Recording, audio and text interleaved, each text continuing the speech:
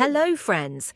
This is another episode of the program Empire of Lies, in which we discuss manipulation and disinformation in the Russian media. A loud escalation contour. In recent broadcasts, the hosts, from Olga Skabeeva to Vladimir Solovyov, discussed more than just tactics or emotions. They conveyed a clear set of messages about war, security, and geopolitics. The US is allegedly supplying Kyiv with intelligence and long-range missiles. Tomahawks and Barracudas are turning the conflict into a direct clash with the West.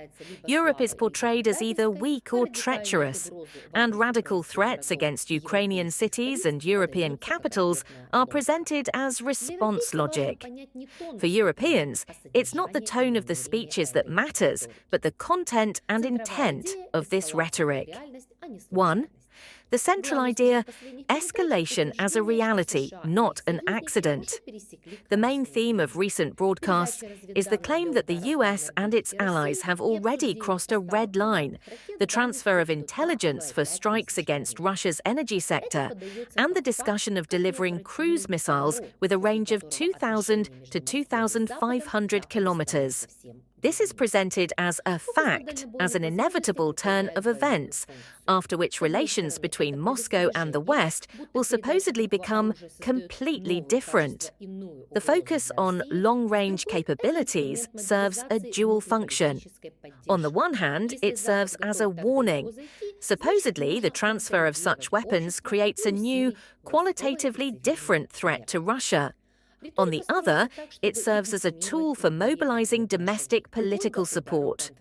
If the West is willing to go that far, then it needs to consolidate society and strengthen military and civilian measures.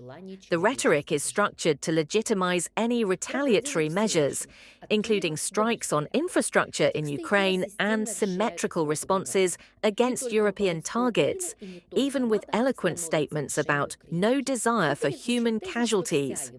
2.